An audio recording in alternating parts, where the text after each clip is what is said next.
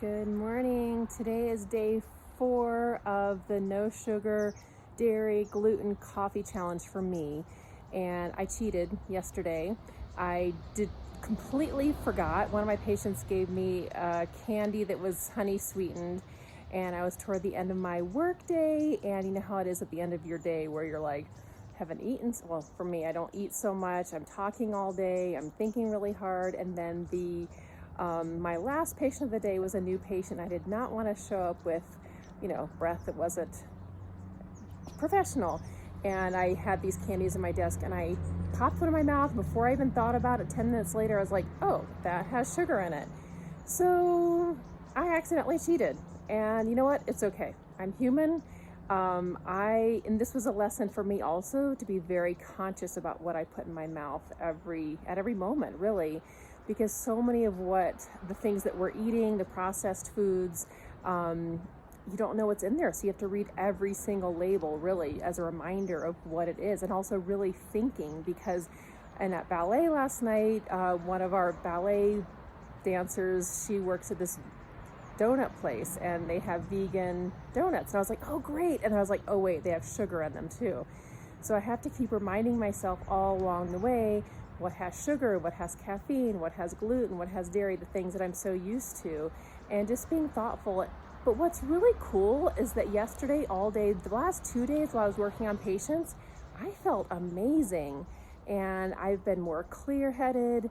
My brain fog, I don't have brain fog so much anymore. When I quit eating gluten about 10 years ago, when I was really doing a good job, the brain fog really went away.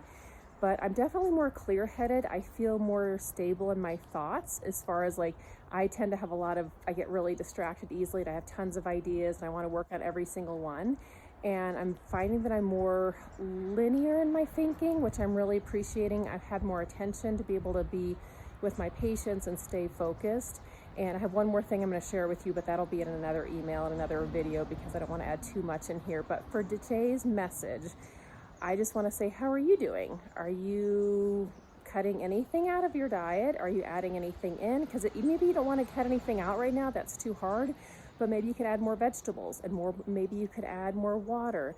Maybe you're only drinking a glass of water a day, but you can add another glass of water a day. So whatever it is that you can add to your health, I always say baby steps, little tiny steps along the way make the biggest changes. When we try to do too much at once, and I'm doing all of this right now because I've done this before. In my life, it doesn't change my life that much. For my daughter, she decided that she's okay not eating refined white sugar, but she'll add some maple syrup into her whatever she's eating, or she's doing coconut sugar, and that's fine. Like, for her, that's totally doable, and that's a huge step for her, not having white refined sugar. So what is it for you? What is it that you feel like you can eliminate that helps you feel better, or can you add a few things in and not worry about eliminating right now, because that just might be too hard on you? So if you want to post in the comments below, I'd love to hear from you.